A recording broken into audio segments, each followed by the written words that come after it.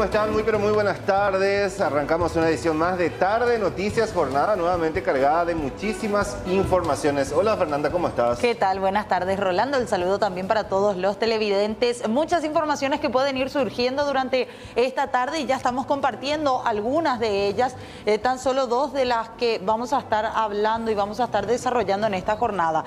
Se espera, Rolando, televidentes, una importante conferencia de prensa nuevamente en Palacio de Gobierno. Para designación ya, esperemos, de los cargos pendientes en los diferentes ministerios que anunció el presidente de la República, Mario Abdo Benítez. Sí. Y ya en segunditos nada más, en vivo y en directo con Leila Jiménez desde el Ministerio de Salud para hablar con el director de Insumos Estratégicos con relación a esta constitución que hicieron hoy los fiscales en INERAM. Finalmente confirmaron que esos medicamentos que se vieron y que habrían sido comercializados en diferentes farmacias no habrían salido de esta institución. Así que vamos a estar hablando de esto y mucho más.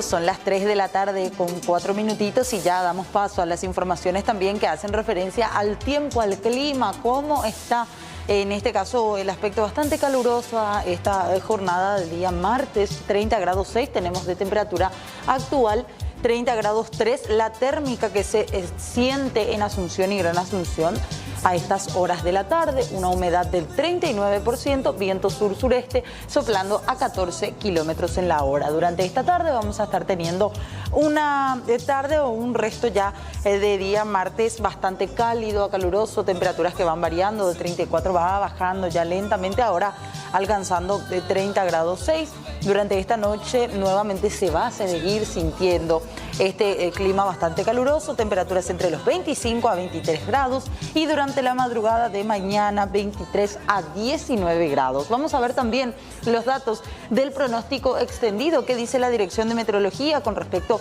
a estos datos. Acompáñenme para ver lo que pasa el miércoles. Mañana miércoles 19 grados de mínima, 35 grados de máxima. Se habla de la posibilidad de algunos vientos variables que se estarían presentando primeramente del sur, sureste y después ya con posibilidad de ir rotando. Para el jueves 19 grados de mínima, 36 de máxima, nuevamente jornada cálida a calurosa la que se va a estar teniendo. Va subiendo la temperatura, ojo, mucha atención porque para el viernes ya tenemos una mínima de 21 grados y una máxima de 38. Cielo parcialmente nublado, soleado por momentos el que se va a estar teniendo prácticamente en todos los días. Y para el sábado nuevamente vientos variables. La situación del clima también se va a presentar con algunos momentos o por algunos momentos bastante soleado, por otros cielo parcialmente nublado con 21 grados de mínima y 38 de máxima. Altas temperaturas que nos esperan para los próximos días.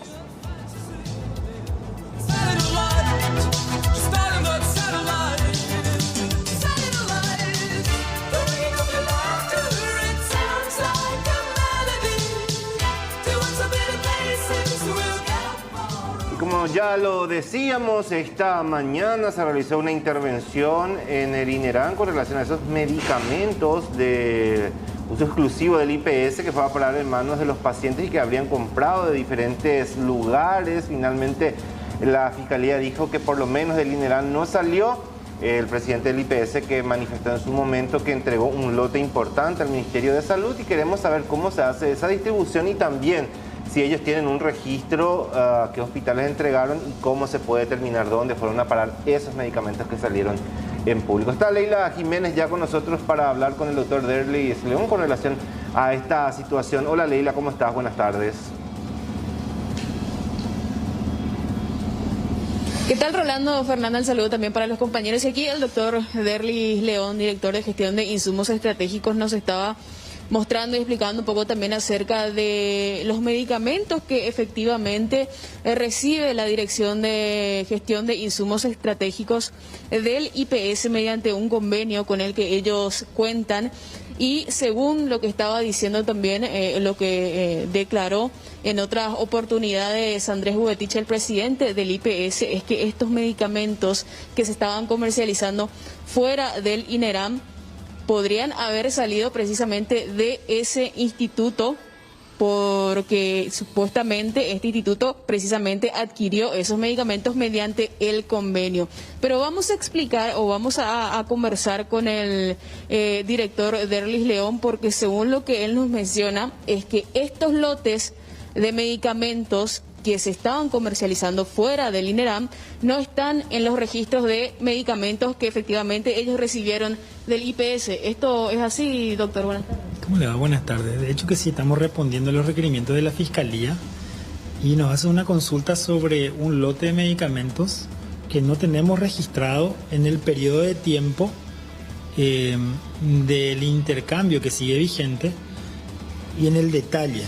Podemos mostrar gráficamente también lo que nos pide la Fiscalía en un número de lote, que es lo que no constatamos.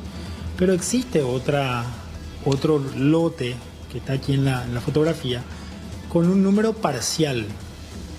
Entonces ese número parcial es el que estamos investigando de todo lo que nosotros recibimos de más de 17.000 ampollas que llegan aquí y de aquí distribuimos no solamente al INERAM, al resto de los servicios, ver si podemos ahondar también en esa respuesta en cuanto a la información. Dos lotes. El primero que nos pregunta la Fiscalía, eso no tenemos constancia que haya llegado aquí. Y el otro lote que nos pregunta la Fiscalía o nos manda una foto, este lote no tiene numeración completa en este detalle de la prueba documental. Lo que sí puedo mostrar aquí es que recibimos más de 17.500 ampollas que fueron enviados en un lapso de un periodo de tiempo de julio a octubre al INERAM de diferentes lotes. Bueno, o sea, esto está verificado en nuestro sistema y sí, existe esa cooperación y yo creo que va a seguir existiendo, ¿verdad? Lo que dijo el presidente del IPS es que este lote de medicamentos sería parte de los que el Instituto de Previsión Social le proveyó a la Dirección de Insumos Estratégicos desde enero de este año. Ese es el periodo de tiempo, pero nosotros tenemos registradas entregas desde julio hasta octubre, un periodo de tiempo desde enero hasta esta fecha que también seguimos recibiendo, intercambiando insumos y medicamentos. Sobre la información que nos pide la Fiscalía, un número de lote con número bien identificable. ¿Cuál es el número? Este es el número bien identificable que se ve aquí. Exactamente. 203.730. Este lote respondemos que nosotros no recibimos, pero en la otra ampolla, en lo otro que nos envían, hay un número de lote que no está completo y que es el que estamos indagando porque sí podría pertenecer a todo esto que nosotros recibimos en este periodo de tiempo. Esa es la respuesta. Aquí está poco detallado. Las tres primeras cifras al menos coinciden con el registro. Con el registro de tres primeras cifras. Faltan las otras tres cifras. O sea que puede haber una combinación de casos, ¿verdad? Tanto del lote que nosotros no tenemos la recepción del sistema informático, como el otro que es un informe parcial. O sea, de todas maneras, la debilidad puede estar en ambas partes, eso es categórico. Hablamos específicamente del midazolam. Estamos hablando específicamente del midazolam. Sí. Estamos hablando para explicar nada más y para mostrar nuevamente también, Rolando, acá tenemos la otra fotografía que nos estaba mostrando el doctor con el lote del medicamento, el cual ellos no tienen el registro del otro, doctor. A ver la otra foto, la que estábamos mencionando. Este es el lote que en este caso está reclamando la Fiscalía, el informe del cual está reclamando la Fiscalía, lote 203.730, que la Dirección de Gestión de Insumos Estratégicos no tiene registro. Esto entonces no pudo haber llegado al INERAM. Esto no tenemos registro, se registra. Porque no pasó por aquí. Porque todo y de diferentes entidades debe pasar aquí y de aquí nosotros distribuimos los servicios. ¿Usted puede hacer una distribución directa del IPS al INERAM? No es el protocolo habitual, de hecho que nosotros tenemos que hacer el registro de ingreso a nuestros parques sanitarios para verificar las condiciones y de ahí distribuimos los servicios. Y lo otro sí es la información parcial de la otra ampolla, ¿verdad? Que estamos viendo aquí, que solamente podemos visualizar tres números y que coinciden sí con nuestro informe de algunos primeros tres números aquí. Ambas situaciones pueden darse definitivamente. ¿Qué es lo que pudo haber pasado entonces, doctor? Porque lo que dice el presidente del IPS es que estos medicamentos pudieron haber salido del INERAM, pero esos no pudieron haber llegado al INERAM si no pasaron por aquí. Justamente la duda que genera en esta información parcial del otro lote, ¿sí? De lo que nosotros tenemos y que tenemos que seguir investigando a ver si buscamos más información para completar el número de lote. Como te digo, los primeros 3 dígitos sí pueden coincidir con los primeros 3 dígitos que tenemos de los que llegaron a nosotros y nosotros le dimos al INERAM. ¿Esto es del mismo frasco o sería otro frasco, ya otra ampolla? Otra presentación, otra presentación en otra empresa seguramente, ¿verdad? ¿Hace cuánto que existe este convenio de intercambio, digamos, de medicamentos? Ya tienen muchos años, ya tenemos 8 años de cooperación que efectivamente tanto el Ministerio como IPS se ven muy beneficiados con este convenio, con este tipo de alianzas. Escuchábamos también declaraciones del doctor Felipe González y decía él que en ningún momento se recibió medicamentos del IPS que no hayan sido antibióticos. Vamos a trabajar con el sistema de farmacias para aclarar un poco el punto, pero nosotros tenemos registros de que sí han llegado lotes diferentes. A través de este convenio, muchas veces también en la dinámica de esto, efectivamente nosotros somos los que nos encargamos de la distribución y no sé si en el momento de la distribución dentro de la farmacia del paciente ellos se fijan de dónde vino el medicamento, porque tenemos no solamente alianza con IPS, con otras instituciones, con donaciones de otras entidades, de otros países, no se detiene mucho a mirar esa situación, ¿verdad? ¿Cómo se hace la distribución a nivel? Y de acuerdo, la distribución debe ser inteligente desde el punto de vista que lo que nos corresponde a nosotros, garantizar los centros más complejos, de mayor demanda de pacientes, las terapias, por darte un ejemplo, las terapias respiratorias, y dentro de las terapias respiratorias que tenemos varias, las de mayor demanda, INERAN, Nacional, Ciudad del Este, que entre las 3 están sumando 150 unidades de terapia intensiva, y después las demás. Además tenemos otros servicios más pequeños de terapia en el resto del interior, Itapúa 23 por ejemplo, y bueno, vamos haciendo esa distribución a medida que nos van llegando, como sabemos en estos últimos 10 días, con una gestión un trabajo en equipo y utilizando todas las herramientas que tuvimos. Creo que han aminorado el pedido de recetas a nivel de las terapias, estas que generan mucho gasto de bolsillo. Bueno, esperamos seguir así. Esta es una tarea muy extenuante, pero esperamos seguir brindándole a la población la posibilidad de tener estos de mayor demanda y que generan mayor gasto de bolsillo. Lo ideal es que cada paraguayo no tenga ningún tipo de erogación, pero tenemos discontinuidad con algunos ítems y es sobre lo que estamos trabajando. ¿Cuándo fue la última vez que se recepcionó medicamentos o lotes de medicamentos de parte del IPS? En el caso puntual y la información que tengo aquí de Midazolam, del periodo enero a marzo, tenemos un registro del mes de, octubre puede ser, sí, octubre es lo que estoy mirando aquí en el caso puntual del Midazolam. Sí, te escucho, Fernanda. Para entender nada más cuál es el proceso. Les escucho. Para entender cuál es el proceso y dónde se habría dado la falla al momento de sacar estos medicamentos y empezar a comercializar en el mercado negro. ¿Cuál es el proceso? A partir de que IPS les da a través de este convenio medicamentos o ampollas de Midazolam o de cualquier otro tipo de antibióticos, lo que sea. ¿Cuál es el siguiente paso? Después de que sale de IPS este lote de medicamentos, ¿cuál tendría que ser el paso habitual hasta llegar a algún centro asistencial del Ministerio de Salud?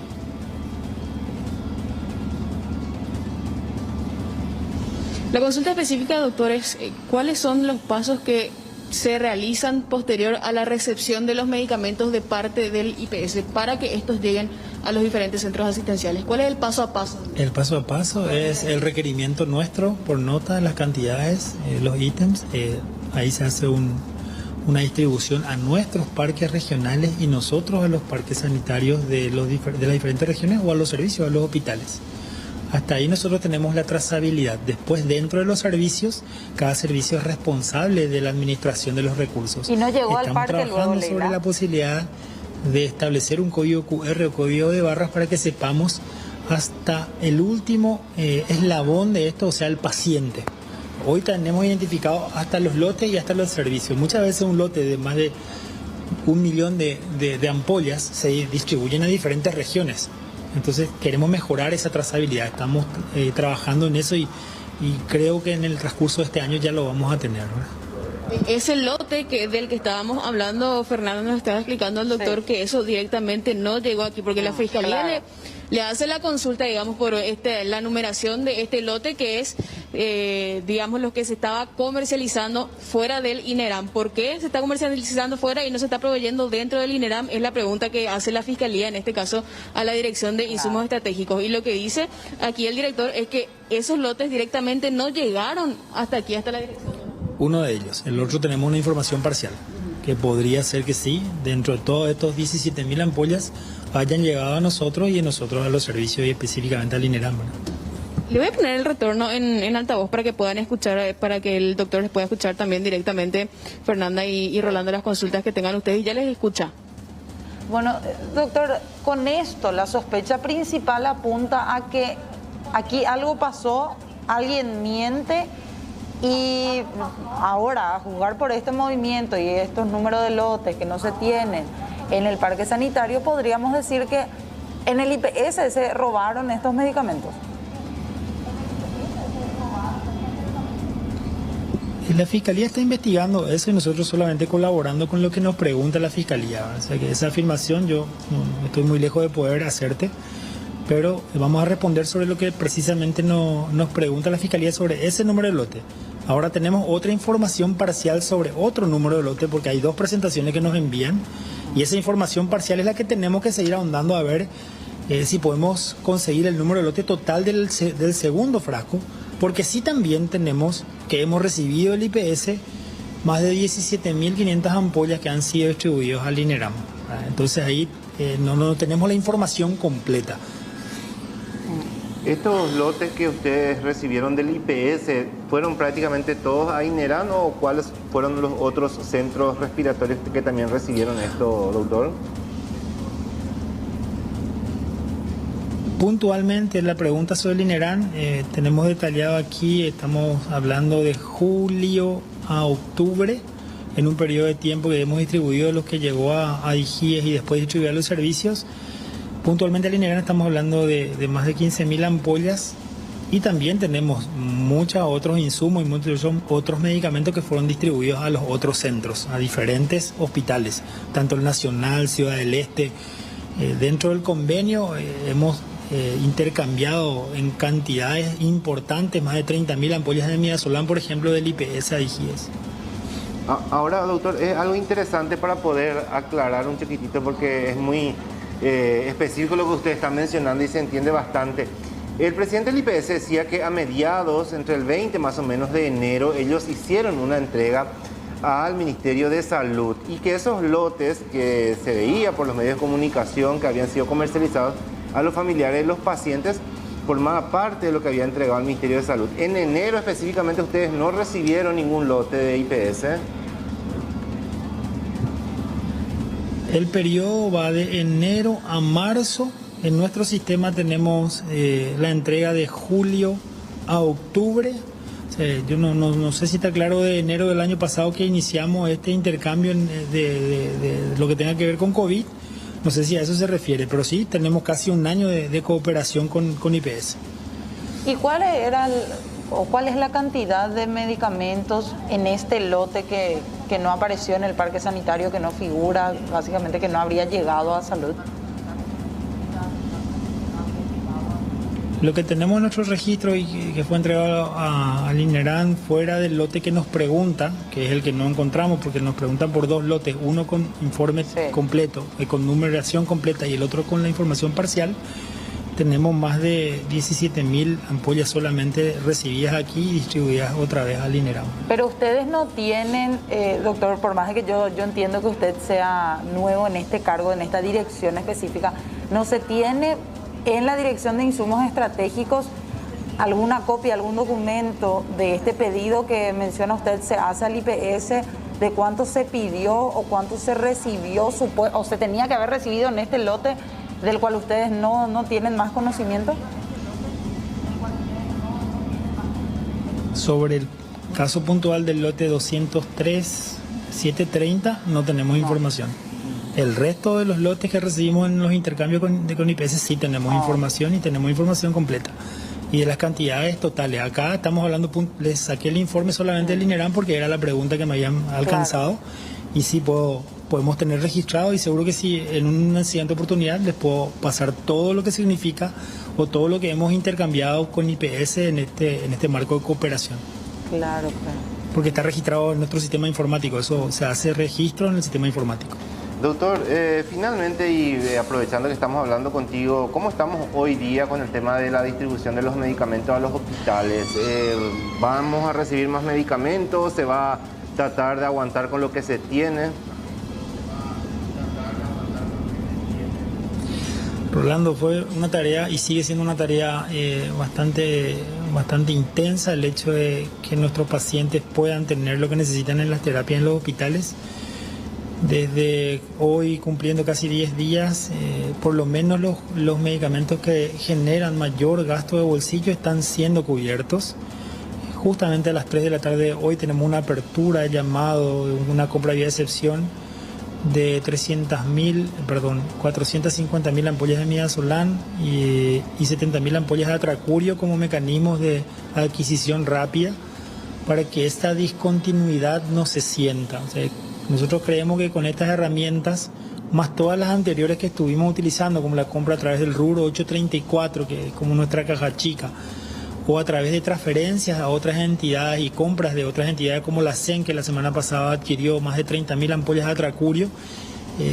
Utilizamos todas estas herramientas como para que podamos garantizar esta provisión continua, porque los periodos de discontinuidad muchas veces pueden darse por los procesos licitatorios engorrosos, muy burocráticos, o también como tuvimos el problema del mismo atracurio por provisión desde afuera. Hoy tenemos, por ejemplo, un llamado pendiente de entrega de 350.000 unidades ya adjudicadas en el mes de enero, que por una cuestión de materia prima no nos están entregando. Pero bueno, esas especificaciones técnicas, de hecho, que no son consuelo para nuestros pacientes que están gastando todos los días, pero estamos trabajando para que eso disminuya al mínimo, y creo que hemos mejorado en ese respecto en cuanto a estos dos ítems.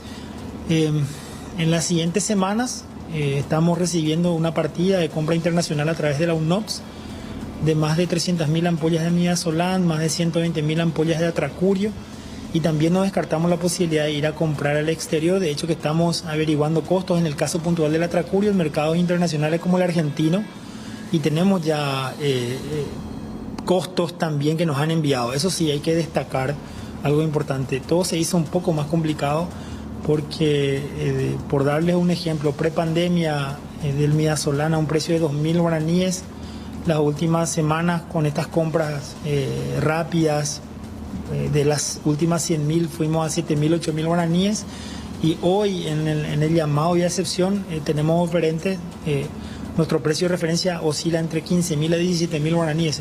Esto es muy dinámico, y acá ponemos a tela de juicio, o compramos lo que tenemos que comprar o tenemos problemas con nuestros pacientes. Estamos hablando de vida, entonces salimos a buscar y a comprar dentro de lo que nos permite la ley y con buena fundamentación todo lo que existe en el mercado para poder abastecer a nuestros hospitales.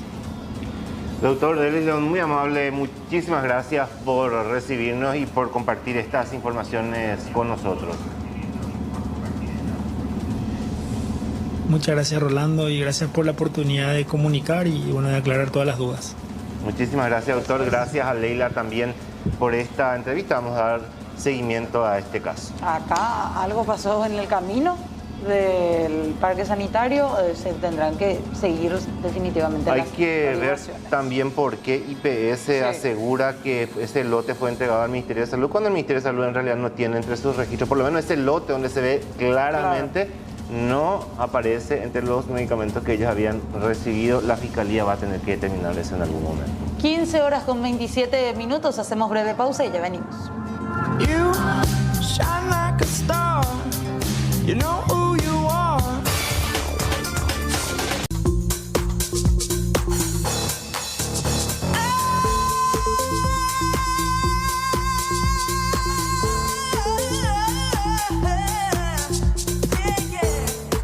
3 de la tarde, 32 minutos. Seguimos haciendo Tarde Noticias y vamos a ver cuál es la situación en el Alto Paraná. Zona extremadamente crítica con relación al tema de la segunda ola que está viviendo este punto del país. Y se habla de instituciones educativas, se habla de un número que va creciendo de instituciones que ya prenden las alertas con respecto a casos positivos. Rodrigo Mancuello está con más información desde el Alto Paraná. ¿Qué tal, Rodrigo?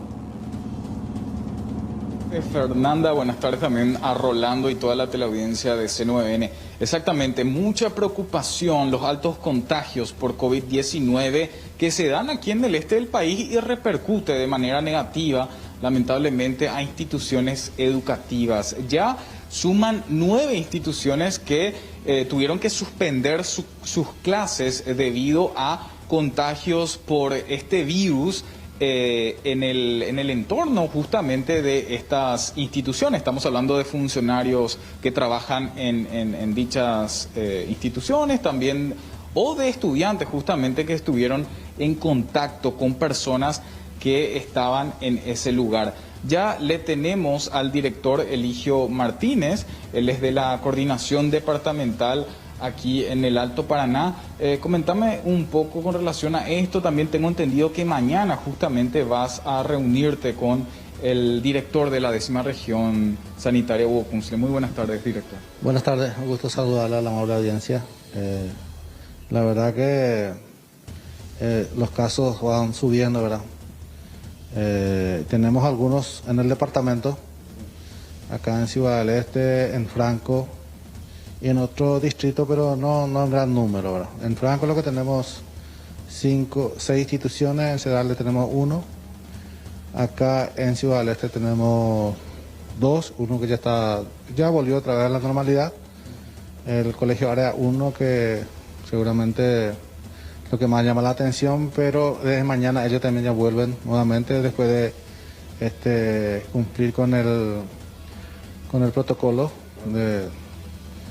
y el resto estamos, yo creo que cumpliendo con lo que se estipula, ¿verdad?, para estos casos, y nosotros le estamos dotando a todas las instituciones con insumos de bioseguridad,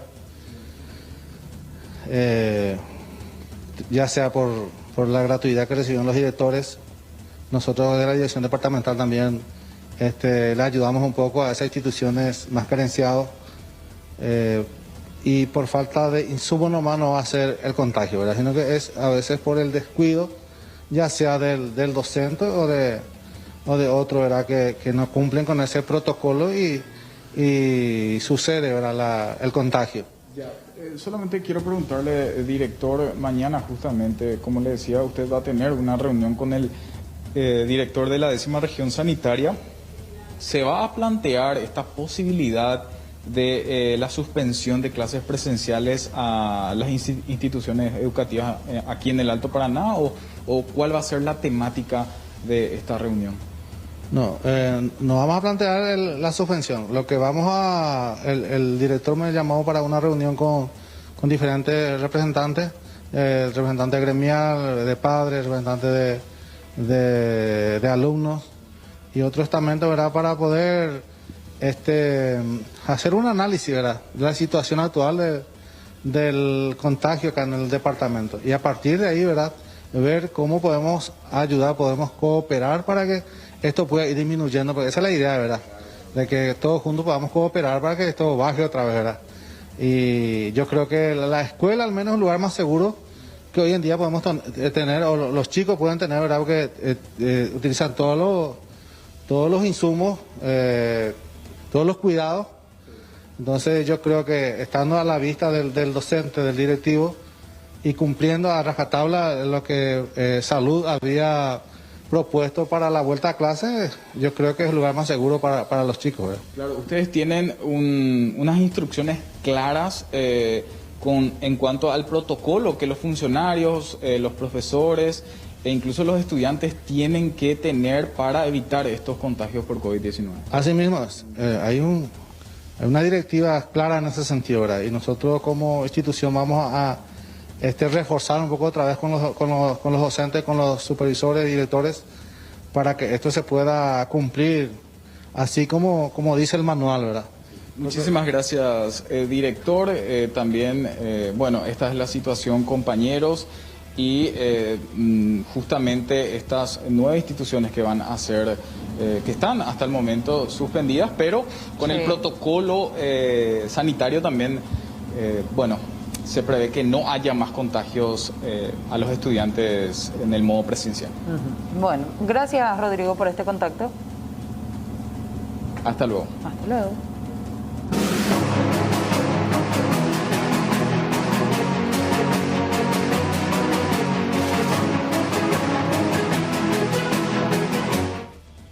Y hace un par de minutos el Ministerio de Salud, a través de Vigilancia Sanitaria, emitía un informe, una alerta roja respecto a la situación en la que se encuentra nuestro país. Queremos saber, y la gente también, qué significa esto. Y ya lo tenemos a la doctora Viviana De Gea para que pueda hablarnos un poco con relación a esta situación. Doctora, ¿cómo está? Buenas tardes. ¿Qué tal? Buenas tardes, un gusto saludarles y a su audiencia también. Doctora, ¿qué significa, qué implica esta alerta roja? Bueno, esto significa que estamos viendo un aumento bastante importante de la cantidad de casos confirmados, así como de los hospitalizados, que incluso la ciudadanía lo puede ver en los informes diarios que hace el Ministerio de Salud. Y que bueno, esto podría tener de hecho que ya está teniendo y puede seguir teniendo un impacto negativo en lo que es la salud de la población, en el sentido de que, repito, ¿verdad? Estamos viendo un alarmante aumento de los casos confirmados de forma diaria. Cada día parece ser el hito más alto y al día siguiente se supera el hito más alto. Entonces, bueno, estamos viendo con bastante preocupación. La alerta es justamente para que la gente tenga en cuenta que hay una alta circulación del virus en la comunidad y que es un momento crucial para protegernos. Como saben también, mañana va a iniciar una nueva etapa de vacunación para el personal de salud. Entonces, a medida que se vayan desarrollando todas estas etapas, lo que debemos hacer es llegar sanos para el momento en que nos toque. Ahora, doctora, además de lo que menciona este comunicado, y ya lo venimos reiterando constantemente, lavado de manos, alcohol, distanciamiento, no aglomeración, ¿se debe tomar otro tipo de medidas? ¿Ya va a haber alguna recomendación? Porque estamos hablando de una situación extremadamente preocupante. Bien, en este momento lo que se recomienda es, así como mencionás, las mismas medidas que ya conocemos, uso de mascarillas de forma universal. Esto quiere decir que usemos todo el tiempo posible mascarillas. Y aquí hay una cuestión sumamente importante, que es preferir siempre las actividades al aire libre. ¿Sí? Eso cuando nosotros vamos a elegir qué actividades hacer en nuestra rutina diaria, o a lo mejor el fin de semana cuando tengo tiempo de hacer alguna actividad de esparcimiento, elegir siempre las actividades al aire libre, independientemente de si haya restricciones, si hay recomendaciones, si hay alertas, ¿verdad? O sea, eso es algo que tenemos que incorporar hoy a nuestras medidas de cuidado, que si yo elijo hacer una actividad, que esta actividad sea de preferencia al aire libre y con las personas con las que yo habitualmente estoy. Si yo tomo la elección de encontrarme con personas con las que normalmente no estoy o que no son parte de lo que llamamos nosotros nuestra burbuja, recordar utilizar las mascarillas durante la mayor cantidad de tiempo posible y elegir también que ese encuentro sea al aire libre. Ahora, doctora, con respecto a lo que se puede hacer desde el Ministerio de Salud para la gente, ¿algún tipo de recomendación al Poder Ejecutivo, algún tipo de restricción nuevamente puede ser una posibilidad, o esto no se está tratando como algo posible?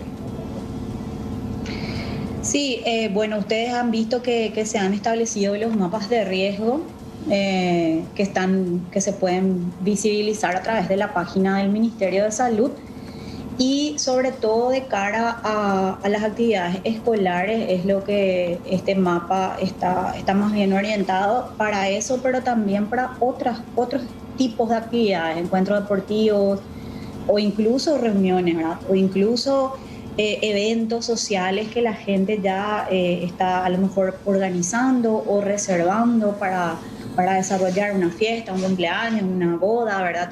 También este mapa de riesgo les va a servir a la hora de organizar este tipo de actividades. Entonces, cuando ustedes ven que el departamento o el distrito donde ustedes viven o donde va a ser desarrollado el evento está pintado más oscuro, digamos, quiere decir que la cantidad de casos que hay confirmados en esa zona nos hace ver que hay una alta circulación del virus y que podría ser riesgoso desarrollar esa actividad. Entonces, yo que estoy organizando el evento puedo posponer o limitar la cantidad de personas o trasladar mi evento o lo que yo estoy queriendo hacer. A lo mejor no es un evento así como suena, sino a lo mejor es una reunión familiar nada más, ¿verdad? Entonces lo que puedo hacer es ambientar todo en exteriores, ¿sí? O sea, aquí lo que el Ministerio de Salud recomienda es tener en cuenta todo lo que hemos aprendido en un año de pandemia para elegir el riesgo al que yo me voy a exponer.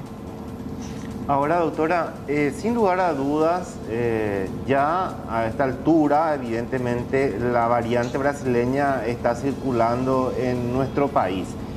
¿Cómo van con eso? El tema de muestras, ¿se sigue enviando al exterior para estudios?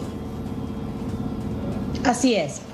Las últimas informaciones que pudimos obtener fueron unos resultados de unas muestras que fueron enviadas en noviembre del año pasado, donde, no sé si recordarán que gracias a la secuenciación del genoma se pudo confirmar un caso de reinfección, que es el único que tenemos confirmado hasta el día de hoy. Este es el mismo tipo de procedimiento que se realiza para determinar las variantes circulantes. De esas muestras que fueron analizadas, no había en ese momento ninguna variante, como se dice, o sea, el nombre técnico es ninguna variante de interés en salud pública, estaba presente en la colección de muestras que se envió. No obstante, esto es algo sumamente dinámico y el virus tiene una característica que es propia de los virus y más aún de los virus de tipo ARN, de que tienen la capacidad de ir mutando y adquiriendo ciertas mutaciones. Hasta el momento nosotros no tenemos la confirmación de que tengamos la circulación de la llamada cepa brasilera. Necesitamos esa confirmación de la secuenciación del genoma completo del virus, que la verdad es que no quisiera dar una imprecisión. Seguramente que la gente del Laboratorio Central tiene ya el dato de si ya fueron enviadas las muestras o están prontas a ser enviadas. Ese dato en particular no lo manejo ahora mismo, pero sí, seguimos con ese mismo procedimiento de tener que enviar a un laboratorio regional de referencia para la confirmación. ¿Y los resultados cuándo suelen estar o en cuánto tiempo, doctora? El resultado en sí, el procedimiento en sí no es tan complejo. Bueno, que me disculpen los que trabajan en esto, ¿verdad?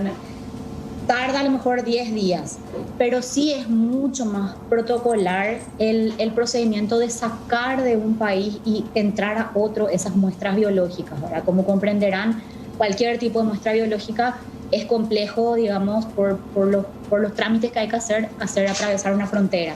Y mucho más cuando se trata de muestras que contienen el virus SARS-CoV-2.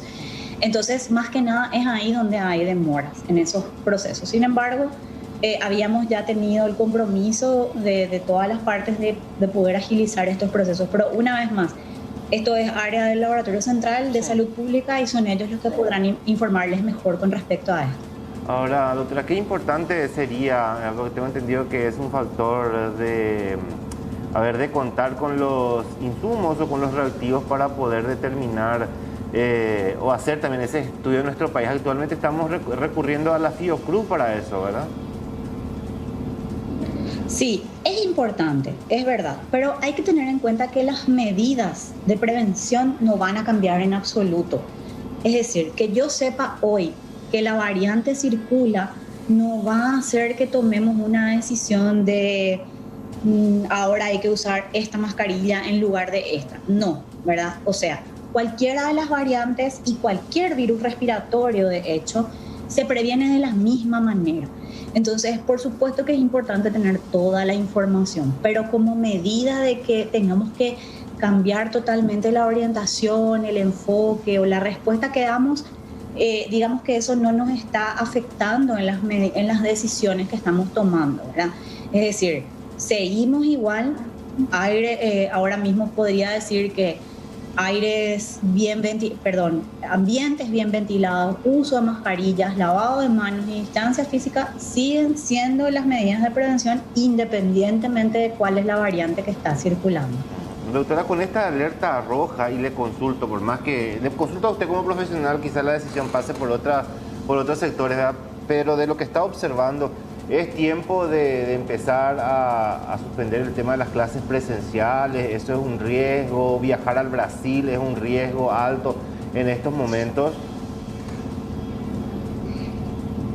Definamos lo que es riesgo alto. Riesgo alto es exponerme a una persona que no es de mi entorno y que no sigue los mismos cuidados que yo. Entonces, todas las actividades que están desarrollándose de forma ordenada, donde hay un cumplimiento estricto de las medidas sanitarias, tienen un riesgo, siempre tienen un riesgo, pero disminuido. O sea, yo voy, digamos, disminuyendo el riesgo a medida que más adherencia a las medidas sanitarias tengo. Entonces, ¿cuáles son las actividades más riesgosas? Son donde yo estoy con personas que no son las que conviven conmigo de forma diaria. No tengo mascarillas, por ejemplo, en un almuerzo, en una cena, en una merienda, en un desayuno, ¿verdad? Y estamos físicamente cerca durante mucho tiempo. Entonces, esas son las situaciones que son de riesgo. Si los colegios, las escuelas están respetando las recomendaciones que se dieron de ambientes ventilados, grupos pequeños, cortos periodos de tiempo, eso no debería ser un riesgo elevado, con uso de mascarillas también de forma permanente. Entonces, no me gustaría a mí emitir una opinión con respecto a si las escuelas son riesgosas o no, porque realmente creo que hay una diversidad de actividades que son riesgosas. Entonces, no es que la escuela sea más riesgosa que reunirme a comer con mis amigos. Bueno, o sea, eso es lo que tenemos que entender. Ese momento donde nosotros estamos compartiendo, estamos conversando, estamos masticando porque estamos comiendo, ese es un momento riesgoso realmente. Entonces, todas las actividades que incluyan eso van a ser riesgosas. Bueno. Doctora, te agradecemos mucho por compartir esta tarde con nosotros, muy amable como siempre. Gracias a ustedes, que tengan buena tarde. Hasta luego. La doctora Viviana de Egea. Entonces, todo cuidado es poco a esta altura, considerando la situación en la que se encuentra. Alerta roja en Paraguay.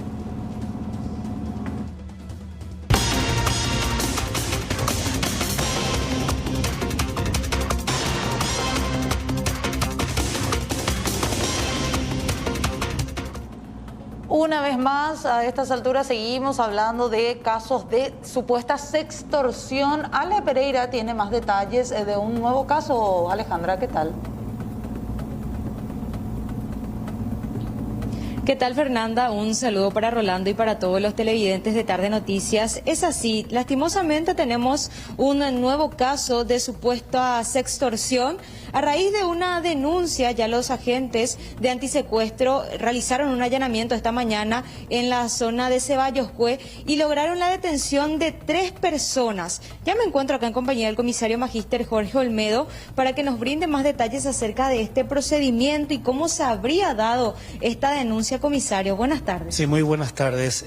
Antes que nada, es importante mencionar de que todo este operativo fue un éxito gracias a la denuncia ciudadana, ¿verdad?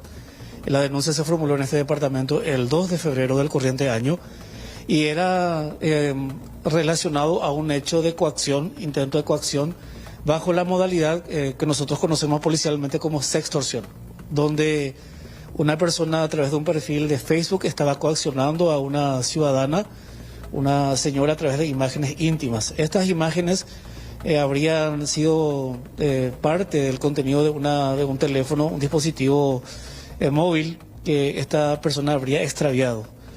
Según menciona, ¿verdad?, lo habría extraviado en un transporte urbano, esos que tienen la aplicación, ¿verdad? Y entonces, a partir de ahí, comienza lo que sería como el calvario de esta ciudadana, quien recibió un hostigamiento permanente de parte de una persona a través de un perfil falso, formuló la denuncia correspondiente y a partir de ahí, a través del Ministerio, o sea, en coordinación con el Ministerio Público, el día de la fecha se procedió al allanamiento de una vivienda en Ceballos Cue, Asunción, procediéndose a la detención en el lugar del ciudadano Alexander Javier Martínez Godoy, de 24 años de edad, ciudadano de nacionalidad venezolana. Esta persona habría sido quien tuvo acceso a esa información del teléfono extraviado, entonces localizó a la víctima a través de redes sociales y a partir de ahí se dio un hostigamiento a través de un perfil falso. Entonces se procedió al allanamiento de la residencia de esta persona, se incautó el teléfono, tanto el teléfono extraviado de la víctima como el teléfono que utilizaba el victimario para poder tomar contacto con la víctima y hacer las solicitudes de coacción, donde le pedía justamente encuentros, encontrarse con esta persona y una serie de pedidos, ¿verdad? Muy personales, ¿verdad? Que era lo que solicitaba este ciudadano. Y bueno, y las evidencias que fueron incautadas son importantes, relevantes para nosotros. El fiscal en el lugar dispuso la aprehensión también de 2 personas que estaban ahí de sexo femenino, quienes también estamos en un proceso de investigación para valorar el nivel de coparticipación, de coautoría de estas personas también. ¿Qué relación tendrían estas 2 personas detenidas con el venezolano? ¿Conocidos o son familiares? Son familiares que residían todos en esa casa, como también el vehículo utilizado o el vehículo en el cual se extravió el aparato también fue incautado, ¿verdad? Estamos hablando de plataformas de estas... ¿cómo se dice? Los que son para viajes, ¿verdad? Conocidas comúnmente como... Las aplicaciones, una de ellas, efectivamente, es la aplicación que fue utilizada para transporte urbano, ¿verdad? Entonces estamos en pleno proceso de investigación, recabando los datos pormenorizados, como también, ¿verdad?, el nivel de autoridad de cada uno de los aprendidos. La víctima en este caso mencionó que una vez que se percató de que su teléfono se cayó justamente en el vehículo, intentó comunicarse con la empresa, vio la forma de contactar nuevamente con este conductor. Intentó, ¿verdad? Pero realmente no logró eso, ¿verdad? Ya unos días, aproximadamente 20-25 días posterior al extravío, empezó a recibir ella mensajes, contacto a través de un perfil de Facebook falso. Y posteriormente pudo ver las imágenes que estaban dentro del aparato. Entonces a partir de ahí se configuró la coacción, del intento de coacción a esta ciudadana y a Dios gracias se acercó hasta el departamento antisecuestro a formular la denuncia, por lo cual es para nosotros sumamente importante esa confianza a la institución, acercarse para formular la denuncia correspondiente, porque a partir de ahí entonces podemos nosotros iniciar el proceso de investigación con el Ministerio Público y poder llegar. En este caso se informó todo a la Unidad Fiscal Antisecuestros y Antiextorsión a cargo del fiscal Federico Delfino, con quien se realizó el día de hoy el allanamiento y la incautación y también la detención de estas personas. Para que la gente entienda también, porque no nos cansamos de reiterar, está mal extorsionar a la gente con videos íntimos, está mal divulgar fotografías sin el consentimiento de la otra persona. ¿A qué se expone este ciudadano venezolano ante esos hechos que se le atribuyen? Bueno, a priori, ¿verdad?, por los hechos estamos hablando de un intento de coacción a esta ciudadana. Tampoco lo descartamos que haya una extorsión, ¿verdad? No, tenemos que todavía evaluar el contenido de la comunicación, porque es bastante extenso, ¿verdad? Pero estamos hablando de un hecho grave, ¿verdad?, que puede llegar hasta los 5 años de cárcel. Entonces solicitamos a cualquier ciudadano que está siendo víctima que pueda ponerse en contacto con este departamento. Tenemos un call center 24 horas, los 7 días de la semana, donde puede llamar para hacer la denuncia, como también para evacuar cualquier consulta, que es el asterisco 377, donde un especialista justamente en el área de antiextorsión va a estar asistiendo de manera directa o también realizando la contención o la denuncia directa al ciudadano, ¿verdad? Tenemos un protocolo de intervención con el Ministerio Público donde la identidad de la víctima no se divulga. Por ese motivo solicitamos a que, a pesar de que sean datos de suma confidencialidad o íntimos, acercarse al departamento con confianza para poder formular la denuncia. Para nosotros es sumamente importante. Por último, nada más, comisario, ¿esta persona ya vivía hace mucho tiempo aquí en nuestro país? Estaba viviendo ya hace unos años y está desempleado ahora. Así mismo es. Perfecto, muchísimas gracias. Gracias a ustedes, a las órdenes. Comisario Magíster Jorge Olmedo, entonces Fernanda, Rolando, hablando sobre este caso, mucho cuidado también con las personas que son víctimas de este tipo de gente que busca extorsionar a toda costa y sacar provecho de esta situación.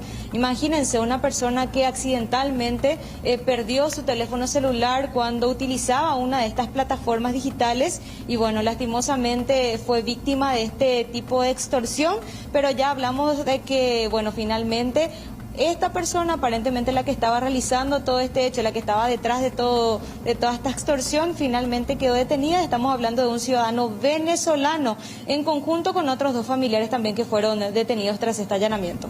Gracias, Alejandra. Muchas gracias.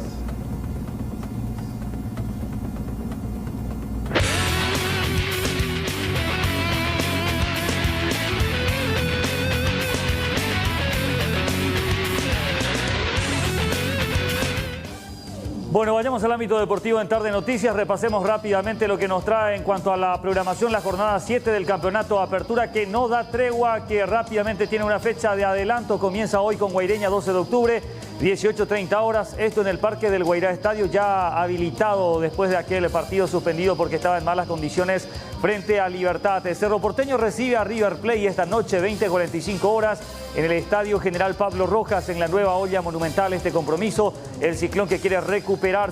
El día de mañana, 18:30 horas, en Para Uno, en el Estadio Manuel Ferreira, Olimpia frente a Nacional. 6:30 de la tarde en Para Uno, este compromiso entre el puntero y la Academia. También mañana, Sportivo Luqueño frente a Soldamérica, 20:45 horas, Estadio Feliciano Cáceres en la República de Luque. Este compromiso y postergado el partido entre Libertad y Guaraní, ya que mañana Libertad tiene Copa Libertadores de América y el día jueves es el turno de Guaraní de competir en la competencia internacional. Las posiciones del Campeonato de Apertura rápidamente. Olimpia es el líder con 13 unidades, el Libertad se encuentra segundo con 12, Guaireña con 11 puntos tercero, Guaraní está con 10, al igual que Nacional, Sportivo Luqueño 9, Cerro Porteño 7, River Plate 5, Soldamérica y 12 de octubre en el fondo de la tabla con 4 unidades. Bueno, la cita hoy en la Nueva Olla Monumental. Cerro Porteño, que viene de cosechar solamente un punto de los últimos 12 posibles, se quiere recuperarse frente al equipo de River Plate. Para ello, Chiqui Arce tiene algunos retornos importantes como Santiago Arzamendia y también su capitán Matías Villasanti. Cerro Porteño necesita urgente de sus principales figuras para salir del mal momento que vive en el torneo de Apertura. Para esta séptima jornada, la buena noticia para el entrenador Francisco Arce es que ya podrá contar con varios jugadores claves del plantel. El Ciclón mide a River Plate este martes en la Nueva Olla Monumental desde las 20:45 y entre tantas situaciones adversas, por fin se recuperan algunas de las figuras principales. Ya están listos para regresar el capitán Matías Villasanti y los zurdos Santiago Arzamendia y Alan Rodríguez. Estos dos últimos se vienen desempeñándose de lateral izquierdo, pero también le da la chance al DT de que Coyote pueda ser opción como volante. También ya está a disposición el chico Wilder Viera, quien estuvo aislado al igual que la mayoría de los futbolistas azulgranas. De no haber inconvenientes, los que volverían a la titularidad son el capitán Villasanti en el mediocampo y Santiago Arzamendia como lateral, ya que Pablo Adorno venía cubriendo ese puesto en el que el equipo siente mucho la ausencia de un hombre de carácter más ofensivo. Cerro Porteño sumó solo uno de los últimos 12 puntos y en lo que va del torneo ganó 2 juegos, empató 1 y perdió 3. Chiqui Arce entiende que el contexto no es fácil. Nos resta descansar, enfriar la cabeza y resolver en la cancha. Nos falta volver a ser el equipo que éramos antes para tener esa obligación que tenemos siempre de ganar seguido y darle secuencia también en el campeonato, porque ya hemos perdido bastante terreno. El 11 azulgrana para medir al quelito sería con Rodrigo Muñoz, Alberto Espínola, Marcos Cáceres, Alexis Duarte y Santiago Arzamendia, Enzo Jiménez, Ángel Cardoso Lucena, Matías Villasanti y Claudio Aquino, Federico Carrizo y Mauro Boselli. Aunque no se descarta que el chico Robert Morales también tenga chances de arrancar desde el vamos.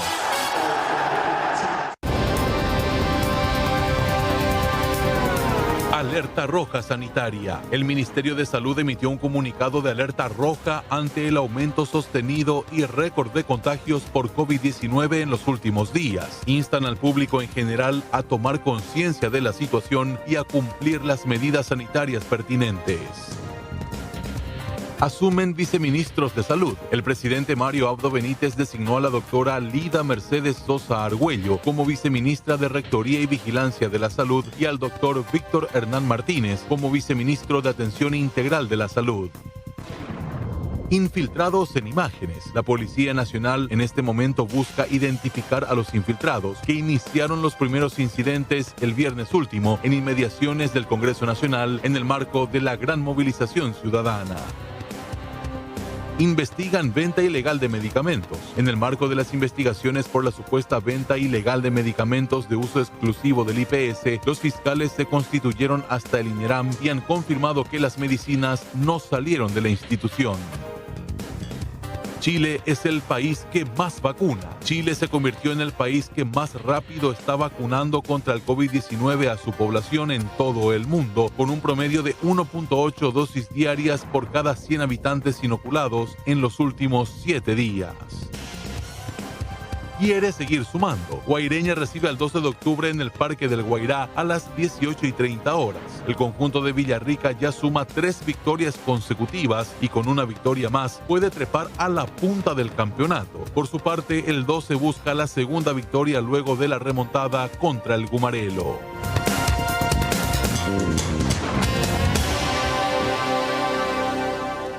(16:04), 4 de la tarde y unos minutitos más han pasado de este día y queremos actualizar con ustedes los datos de la Dirección de Meteorología con respecto a esta jornada. 31 grados 2 se tiene de temperatura actual, una térmica un poquito más baja de 30 grados 7, cielo escasamente nublado nos dice Meteorología y una humedad del 37%. Hasta el momento lo que hay y se espera que se mantenga también son los vientos del sureste a 13 kilómetros en la hora. Durante esta tarde cálida, calurosa la que estamos teniendo actualmente en Asunción y Gran Asunción, con temperaturas que van bajando de los 34 que teníamos a 31 grados aproximadamente. Para la noche se prevé se mantengan estos vientos surestes que se van presentando, pero de igual manera el clima va a seguir sintiéndose bastante cálido. Entre 25 a 23 grados para la noche, noche escasamente nublada, y durante la madrugada temperaturas entre los 23 a 19 grados.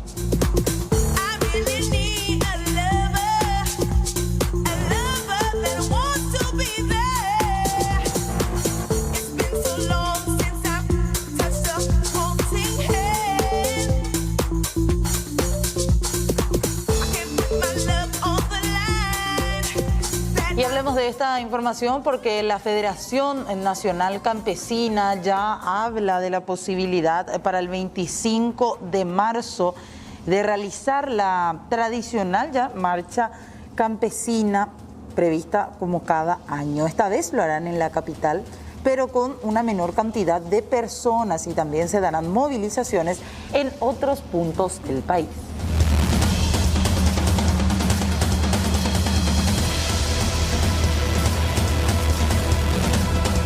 Por improcedente, la justicia rechazó el amparo constitucional presentado por la Federación de Educadores del Paraguay. Con esto ellos buscaban suspender las clases presenciales, manifestando de la gran cantidad de casos de COVID-19 y entre otros puntos.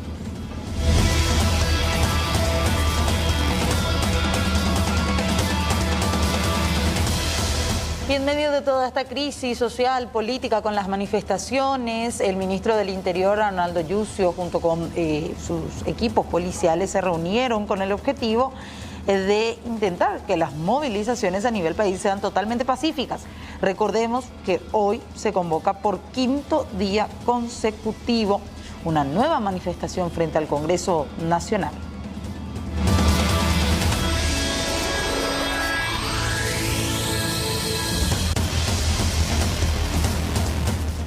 Esta mañana también asumieron los nuevos viceministros de Salud. En ese contexto van a trabajar coordinadamente con el nuevo titular de la cartera sanitaria. En este caso, quienes asumieron fueron la doctora Lidia Mercedes Sosa Argüello como viceministra de Rectoría y Vigilancia de la Salud y el doctor Hernán Martínez como viceministro de Atención Integral de la Salud.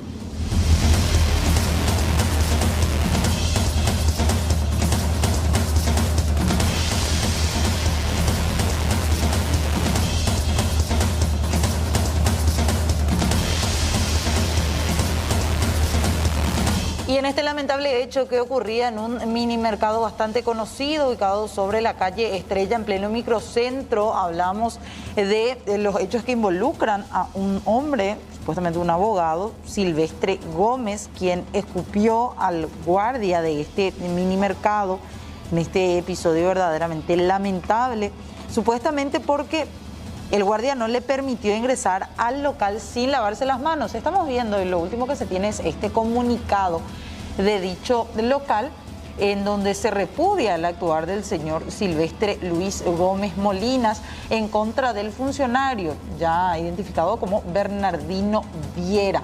Esto ocurría en Estrella Casi Alberdi. De hecho, ya esta empresa brindaba la solidaridad y el acompañamiento legal también de esta persona que sufrió la prepotencia de este hombre.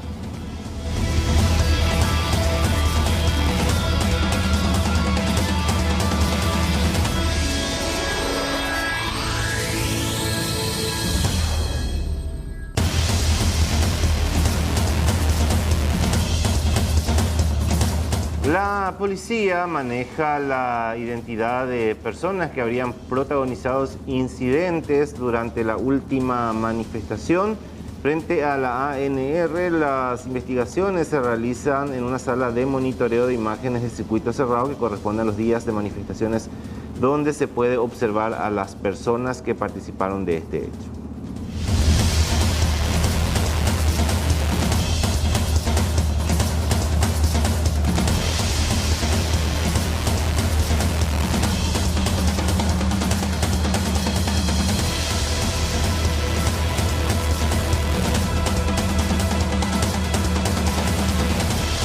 Dentro del oficialismo continúan reaccionando a todo lo que es esta crisis política, también la posibilidad de un juicio incluso promovido por el sector liberal en la Cámara de Diputados, que pide el juicio político para este hombre, Hugo Velázquez, vicepresidente, y también para Mario Abdo Benítez.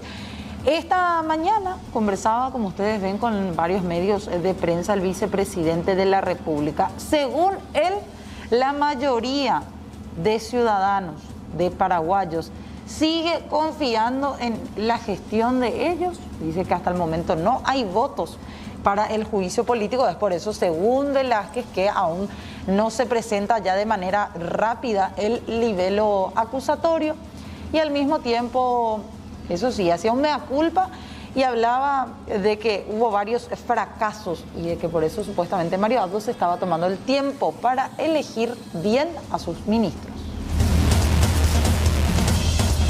¿Cómo toma este pedido de juicio político en contra de usted, en contra del presidente?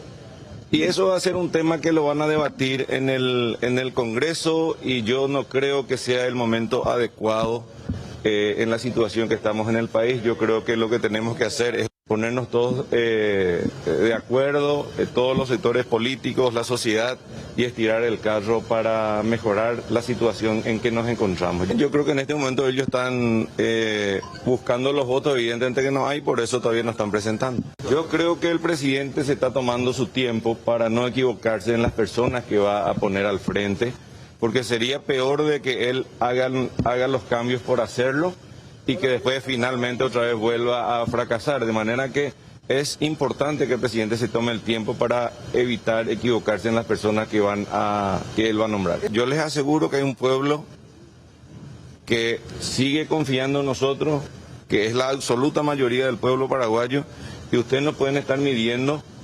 Hay descontentos, tenemos que mejorar, tenemos que escuchar lo que dice la ciudadanía, pero de ahí a que ustedes tomen la conclusión de que todo el pueblo está en estas circunstancias, creo que están equivocados. ¿Son minoría, vicepresidente, los que están descontentos entonces?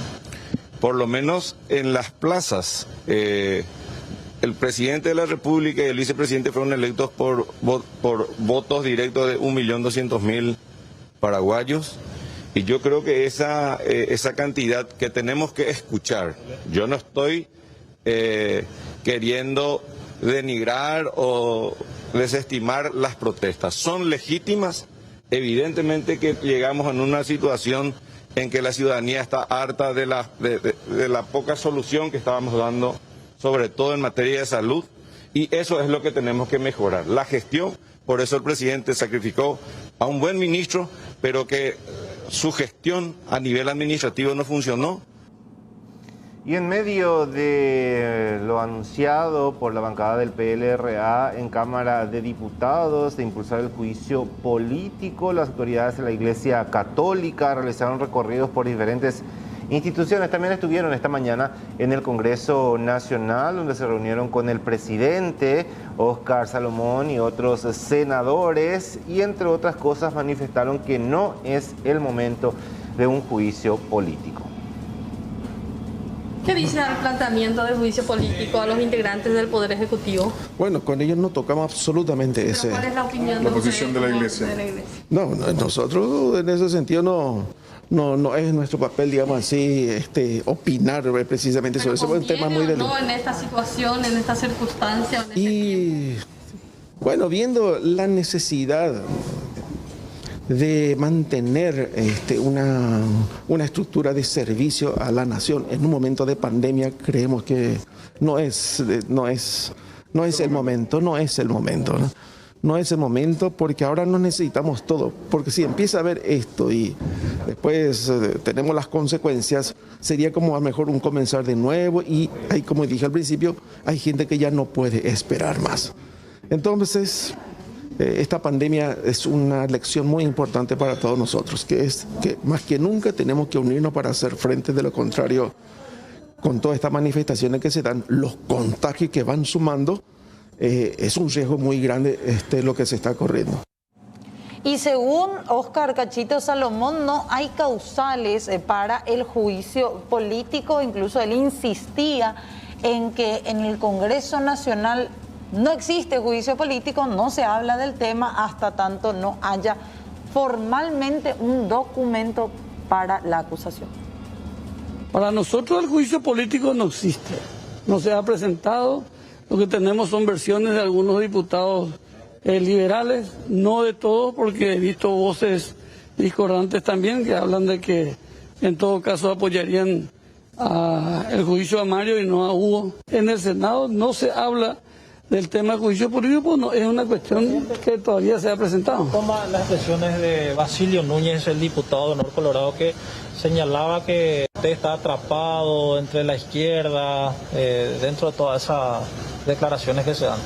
Yo tengo un muy buen relacionamiento con todas las bancadas. De hecho, la función que ellos me dieron me obliga a estar constantemente conversando y consultando con cada una de las bancadas. Posición de Honor Colorado en diputados todavía no se tiene, que ustedes hayan. Eso hay que consultarle a ellos. Creo que tienen. ¿Han tenido conocimiento, conversación? No, absolutamente. Nosotros no hemos hecho ninguna consulta desde el Senado por el tema del juicio político, porque no se ha presentado. Y con Mario Abdo, porque ayer Mauricio Espínola decía que Pedro Aliana les confirmaba que no iban a acompañar.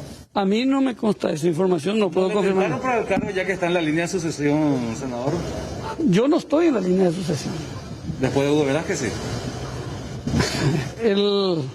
Si usted lee correctamente la Constitución, hablan de que la causal para un juicio político es el mal desempeño en sus funciones.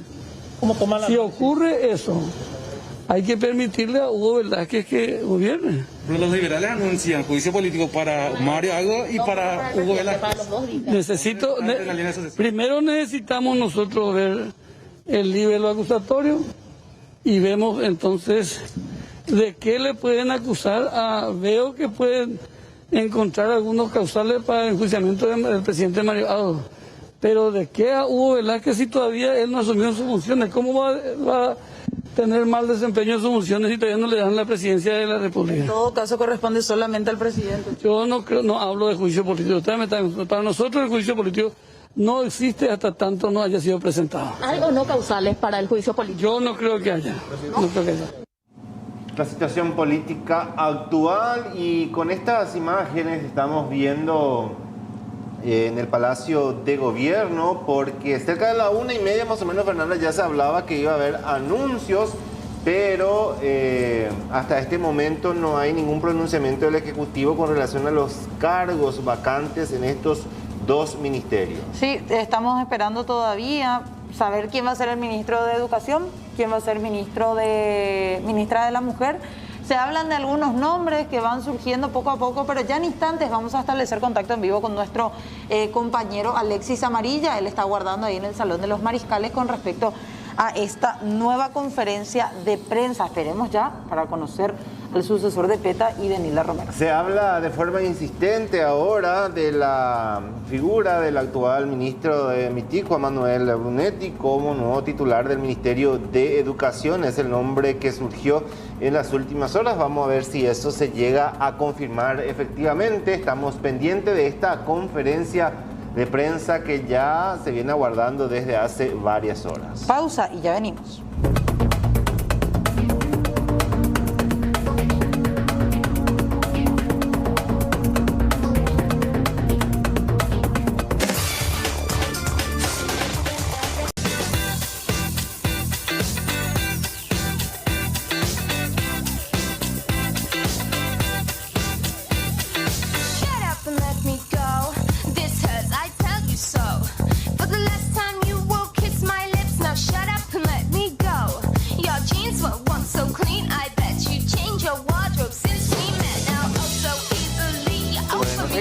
Tarde de noticias, Fernanda, a la serie de movilizaciones que se realiza en nuestra capital desde hace 4 días ya, sí, ¿verdad? Hoy ya vamos por el quinto. Por el quinto día consecutivo se sumaron varias ciudades también que estuvimos viendo en los últimos días, como por ejemplo Encarnación, Ciudad del Este, ayer Villarrica, General Rasquín en San Pedro, Villarrica, tengo entendido que ya mencioné también, Campo 9 y varios otros puntos del país, Pedro Juan Caballero también. Sí. Esta mañana se sumaron sectores sociales en Santa Rosa de la Guaragüe, departamento de San Pedro. San Pedro, que de por sí es una zona donde aglutina una gran cantidad de organizaciones sociales, cerraron la ruta Paraguay número 8 de forma intermitente. Esto también en reclamo de todas estas reivindicaciones que se tiene dentro de lo que se denomina el Marzo Paraguayo del 2021. Sí. Ellos están cerrando y evidentemente esto tiende a seguir por los próximos días. Exigiendo la renuncia también ellos del presidente de la República, de Mario Abdo Benítez. Mencionan que lo están haciendo de manera intermitente. En cierto momento en esta jornada lo cerraron por más de 1 hora, incluso en la zona de Santa Rosa, como decíamos. Se va despejando la ruta, se vuelve a cerrar, pero hoy, en horas de la tarde, tienen que definir también algunas cuestiones en una reunión y mañana continuar con la medida desde las 7 de la mañana. Exactamente, y ya lo harían por tiempo indefinido. Eso es al menos lo que decían los líderes que encabezaron esta medida de protesta. En este momento estamos movilizándonos también en apoyo y en solidaridad al reclamo justo que están haciendo principalmente los jóvenes. Vamos para Guadalupe, ni manifestar, oye, reprimir, oye, ya piba la de goma, pero oye, tener. Entonces, es grave lo que está pasando en nuestro país, porque el reclamo de la gente es justamente por el colapso de nuestros hospitales, nuestra salud, resultado de la desatención de este gobierno, el gobierno nacional que se descuida. Hace más de 1 año la pandemia a nivel mundial en el país. Amigos, nunca nadie preparáis. Ya cojan más insumos, ya cojan más ponja, ya equipan más la médico, creo ya tendrán más la coronavirus, los escores. Va, ven allí, pues oye, para la plata. Entonces, en ese sentido, el reclamo de la gente no es ninguna casualidad. Estamos tratando la vida de la gente. Estamos tratando la situación, la enfermedad, y después la atención. Entonces es grave y por eso es esta reacción. nosotros salimos a acompañar eso. Y cuando ellos dicen de que se vayan todos, nosotros también acompañamos, que se vayan todos amigos. Para tratar de reorientar y reorganizar nuestro país, tenemos que construir con autoridad creíble. Hay varios motivos de juicio político. Pero lo que se da también en el departamento de San Pedro, jornada de manifestaciones, movilizaciones ciudadanas en diferentes puntos del territorio nacional. Esto en reclamo de varias reivindicaciones, tema de vacuna, falta de insumos, medicamentos, entre otros. Y hablando del tema de la pandemia que nos afecta directamente porque hoy Brasil está en una situación extremadamente crítica por la gran cantidad de variantes que está registrando y el Alto Paraná está atravesando por su segunda ola. Del otro lado está Foz de Iguazú que anuncia un cierre total el próximo domingo. Ellos que ya habían adoptado una medida, una medida bastante estricta, por cierto. Hasta el 8. Exactamente. Una medida bastante estricta de solamente habilitar lo esencial. El domingo próximo van a cerrar absolutamente todo. Sí, y nuevamente con estas medidas de solo abrir los servicios y solo habilitar servicios esenciales, como supermercados, farmacias, lo que tiene que ver también con el expendio de combustibles, sistemas de delivery para pasar a buscar, etcétera. Bueno, todo esto va a afectar a este municipio que registró 6 nuevas muertes y 82 casos más de COVID-19. Y con esto lo único, decía el prefecto brasilero, que van a habilitar son aquellas actividades turísticas que ya previamente fueron agendadas y organizadas con tiempo, eso sí van a liberar. Para lo demás van a cerrar absolutamente todo. A ver, o sea, yo si hoy quiero hacer una reserva para ir pasado el 14, ya no puedo. Ya no te van a permitir. Aquellos que tenían, ya lo tienen hecho y cruzar al otro lado para hacer turismo evidentemente no es una buena opción sin antes revisar. Por eso aquella gente también tienen que ver antes, de hecho, que el estado de Paraná está en una situación extremadamente crítica en estos momentos. Así es que una decisión bastante dura es la que adopta Foz de Iguazú con relación al cierre total este próximo domingo.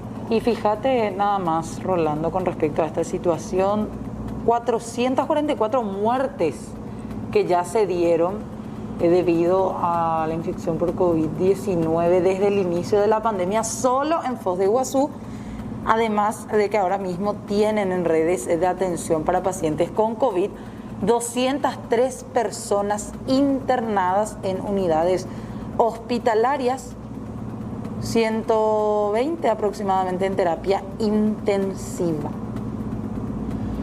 Y ellos también empezaron a restringir el ingreso de ambulancias, por ejemplo, con pacientes, salvo que tengan ya un lugar definido.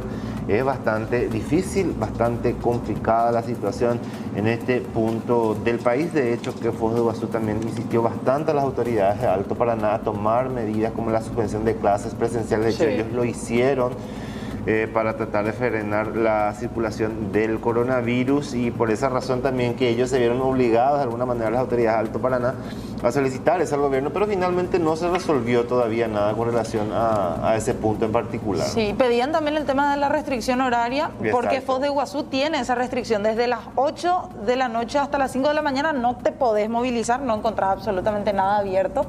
Y eso también se pedía en Ciudad del Este. Hasta el momento no se tiene respuesta del Poder Ejecutivo.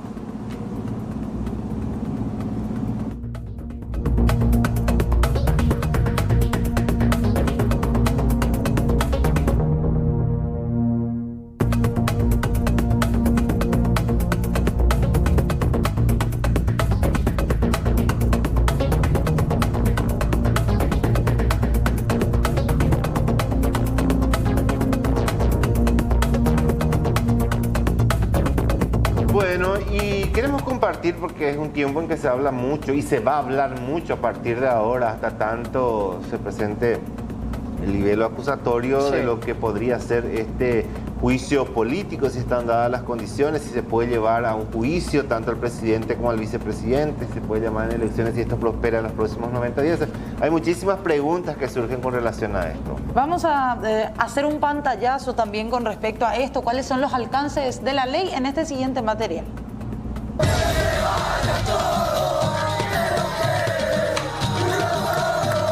El reclamo ciudadano crece cada día, exigiendo la salida de las principales autoridades del Poder Ejecutivo. Pero, ¿qué establece el artículo 234 de la Constitución, que habla de la cefalía? Establece 4 posiciones políticas que pueden sustituir. El vicepresidente de la República, sucesor natural, el presidente del Senado, el presidente de la Cámara de Diputados, el presidente de la Corte Suprema de Justicia.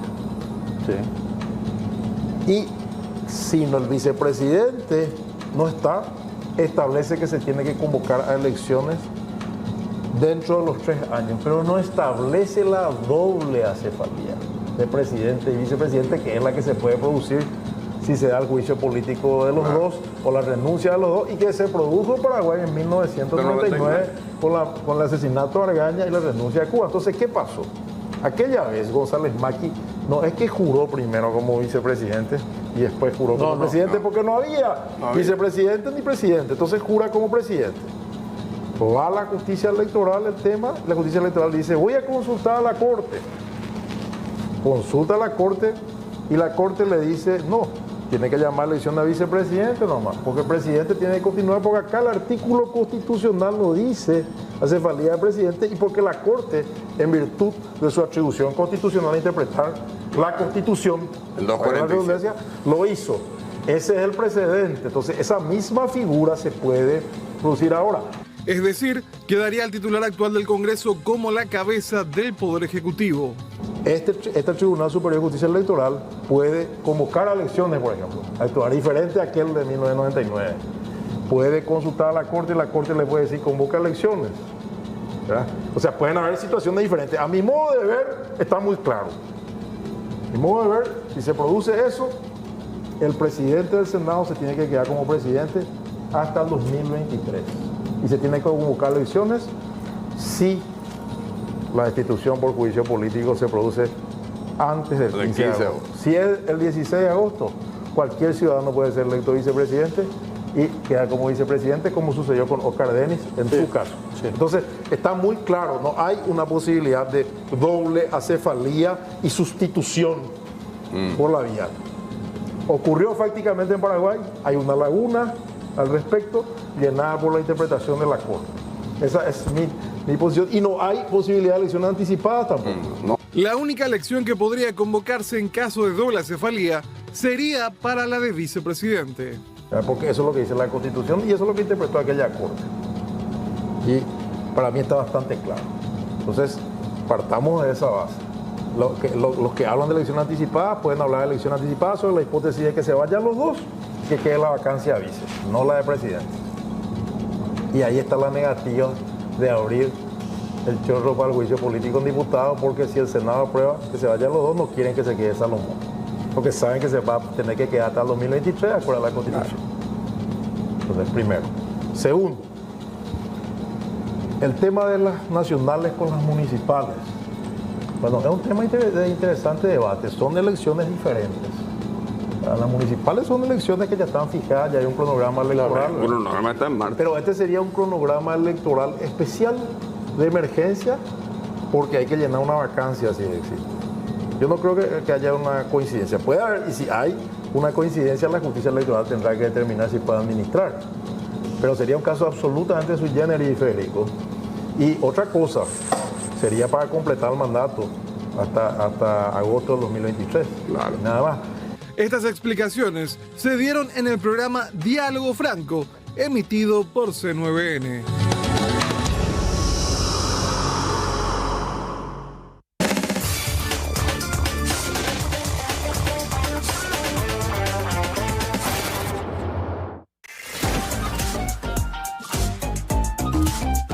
Él es Tom, él es Jerry. Muy pronto. Hay un problema de ratones en el hotel. Él es mi solución. No hay espacio en la ciudad para los dos. y Jerry, próximamente solo en cines. Disfruta un cuidado de belleza que conviene. Teatrical, única con células madres de la flor Butleja davidi.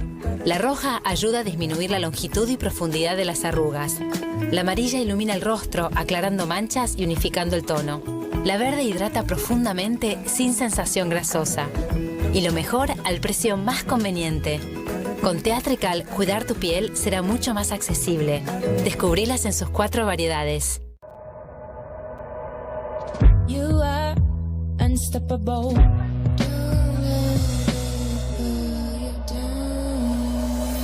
you know who you really are. So put your head up, so put your head up, so put your head up. Llegaron las nuevas recetas de Virbo, garantizando un crecimiento saludable con pelos suaves, reducción del volumen y olores de las heces. Con Virbo es divertido alimentar historia. Distribuye en Paraguay, Nubetec y Divasa. En Sprite, dejamos de ser verdes para ser más verdes. Por eso presentamos nuestra nueva botella, transparente y más fácil de reciclar. Seamos claros, seamos más verdes.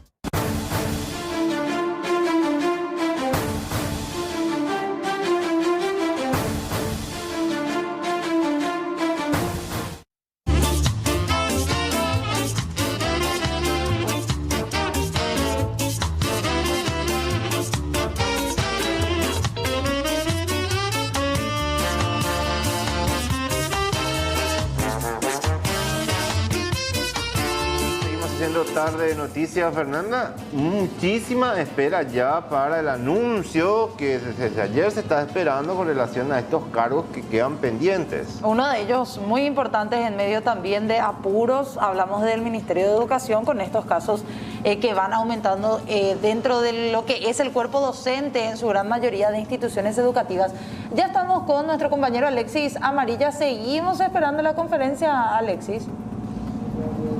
¿Qué tal, Fernanda? ¿Cómo estás? El gusto de saludarte nuevamente. Saludo también para Rolando y la querida audiencia. Sí, nosotros continuamos aquí en la sala de los mariscales del Palacio de Gobierno esperando esta ansiada conferencia de prensa. Como ya estábamos anticipando, ¿no? Esta reunión entre el ministro de Comunicación, Brunetti, y el presidente de la República. Y ahora suena muy fuerte su nombre como titular del Ministerio de Educación y Ciencias. Una persona, entendida en la materia, incluso por largos años trabajó en el ámbito educativo, fundador de una universidad y actualmente al frente del MITIC.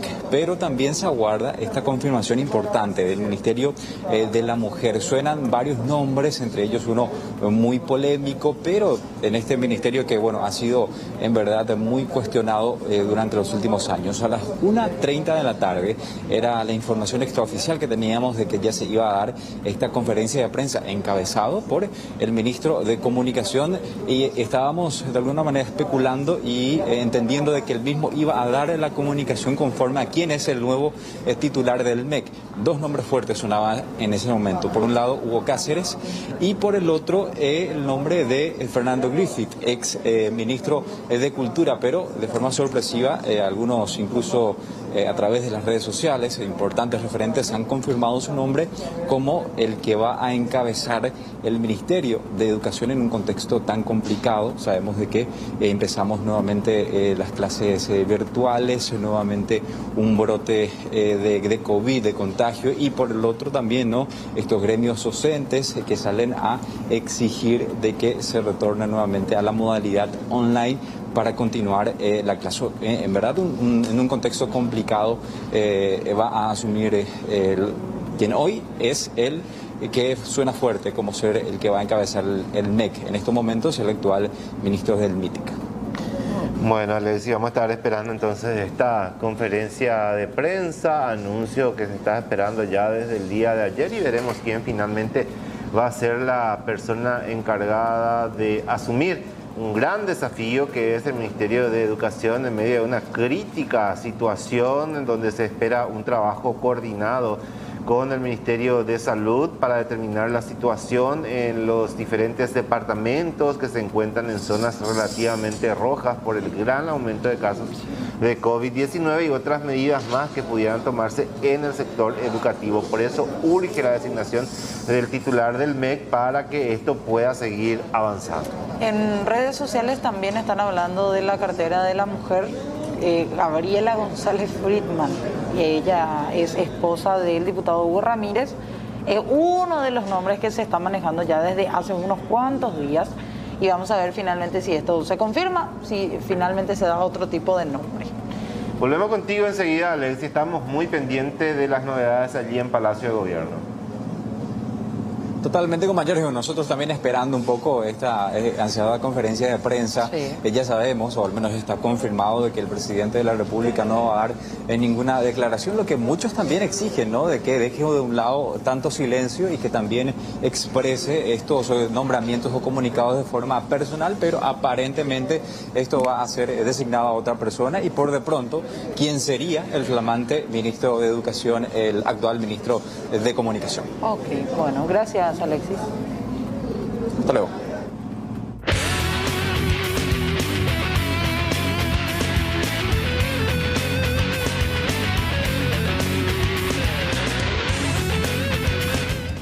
Bueno, tenemos más noticias del ámbito deportivo. En Tarde de Noticias nos vamos a la Serie A Italia para observar la victoria del puntero del Inter de Milán en un partido complejo, parejo, complicado para el equipo del Inter, que lo terminó ganando por la mínima diferencia con el tanto anotado por Milan Skriniar en el minuto 54 frente al Atalanta, que ha sido superior en grandes pasajes del compromiso. Sin embargo, la contundencia, la efectividad del Inter de Milán terminó marcando la diferencia. Con esto, Inter continúa en lo más alto, 62 unidades. Milan tiene 56, segundo Juventus, tercero con 52. Y Atalanta quedó quinto con 49 puntos. Bueno, volvemos de vuelta al plano local. Hablemos de Olimpia, del puntero que recibe mañana en el Estadio Manuel Ferreira en Paraúno a partir de las 18:30 horas a Nacional, que llega envalentonado después de la victoria frente a Cerro Porteño. Pero para mañana, ojo que Néstor Gorosito no va a poder contar con un futbolista que ha sido importante en las últimas jornadas. Hablamos de Ramón Sosa. Ramón Sosa sufrió una lesión grado 1 en la cara posterior del muslo izquierdo que obligó su salida en el partido ante Sol de América. Esta situación no deja de ser preocupante para Gorosito y la afición de Cana, pues el chiquilín ha sido una de las mejores apuestas de Olimpia y bien aprovechada por el entrenador, pues fue titular en todos los partidos, convirtiendo 2 goles, uno a Guaraní y otro al mismísimo Cerro Porteño. Sin dejar de mencionar que ha generado situaciones realmente interesantes para los demás tantos de sus compañeros. Es por ello que reemplazarlo es todo un tema. En el encuentro ante los danzarines, Edward López lo suplió. Sin embargo, el colombiano no llena la expectativa y las veces que jugó dejó un par de dudas en cuanto a su rendimiento.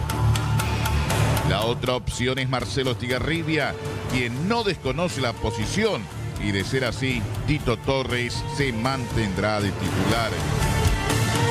En fin, hoy es un día clave para definir el reemplazante, pues mañana es el encuentro ante un rival de mucho cuidado como lo es Nacional, un equipo que está decidido a complicarle a los grandes especialmente.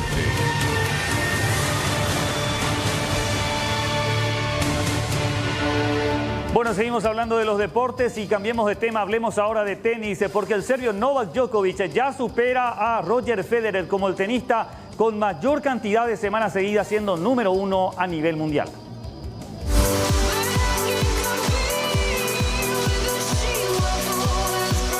Novak Djokovic se convirtió en el número 1 histórico del tenis al alcanzar las 311 semanas en lo más alto de la clasificación ATP, superando el récord de 310 de Roger Federer.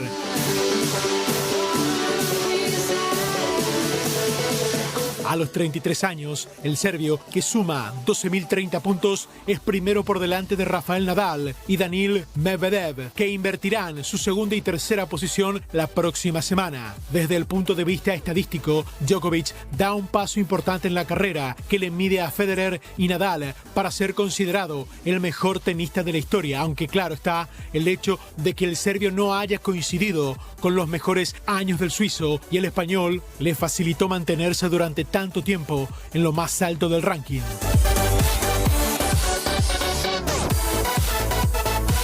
Tras 13 meses sin jugar por lesión, Federer, que cumple 40 años en agosto, ha salido del podio del ranking, está sexto y cuesta imaginar en estos momentos que pueda regresar al número 1. Nadal, por su parte, tiene 209 semanas como número 1 y con 34 años tampoco parece realista pensar en que vaya a sumar una cantidad tan importante para alcanzar al tenista de Belgrado.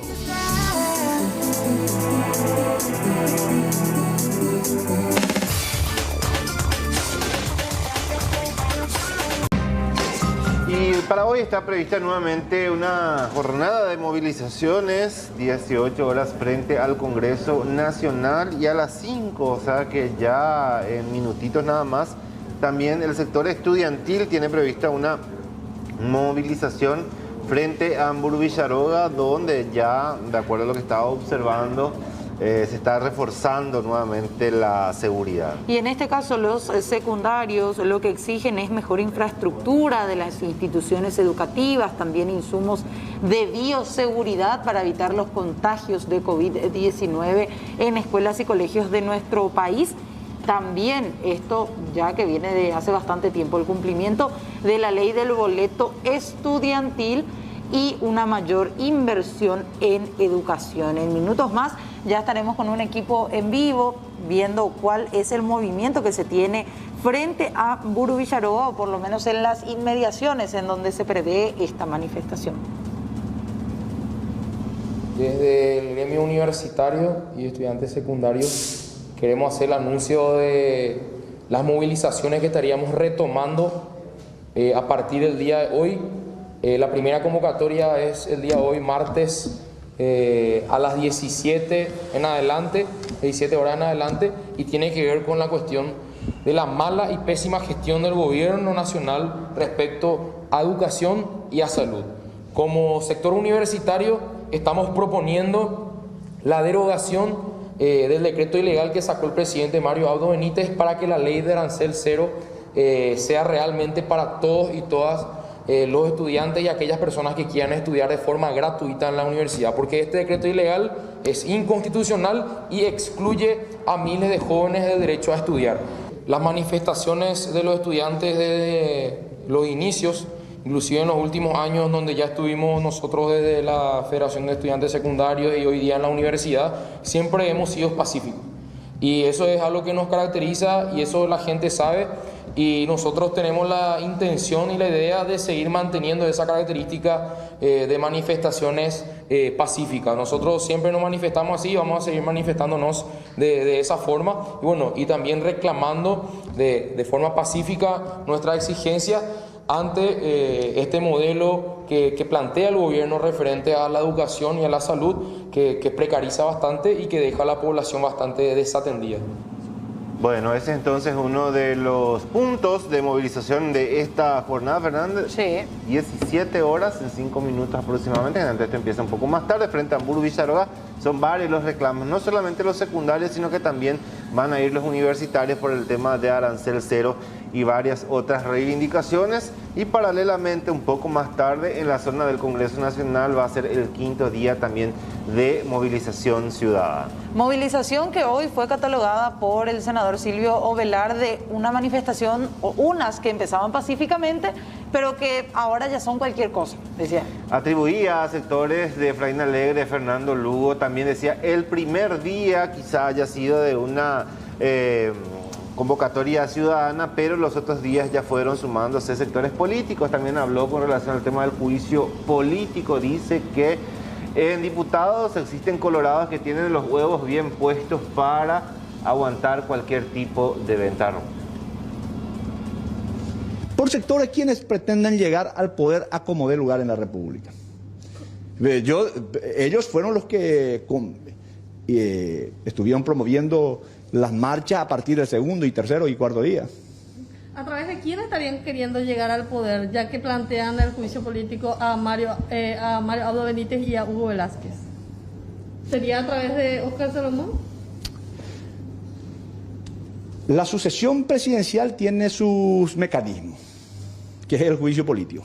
Por suerte, yo no doy mucho andamiaje a esa posibilidad porque noto, primero, un partido colorado que tiene legisladores en la Cámara de Diputados con los suficientes huevos para afrontar cualquier tipo de ventarrón. Y aparte, no noto la misma solidez de quienes promueven el juicio político, que con mucha frecuencia se ausentan en los momentos importantes. Entonces, es medio complicado el objetivo. ¿A los cartistas se refiere que tienen huevos? No, yo digo a los representantes del Partido Colorado en su totalidad. Respecto a los cambios que se podrían hacer, senador, hay conversaciones con el equipo político del presidente de la República, ¿qué se está teniendo en cuenta? ¿Hay expectativas en torno a la cartera de educación? Una precisión. Yo he conversado, tengo la suerte de conversar con referentes de Añetete y también del cartismo, de Honor Colorado. Y en particular con el presidente del partido Aliana. Ellos fueron categóricos y contundentes. El cartismo no tiene intención de ocupar un solo espacio en el gobierno. Ellos asumen una posición absolutamente autónoma sin hacer ningún tipo de condicionamientos. O sea, no existen negociaciones o conversaciones en donde hay una moneda de cambio.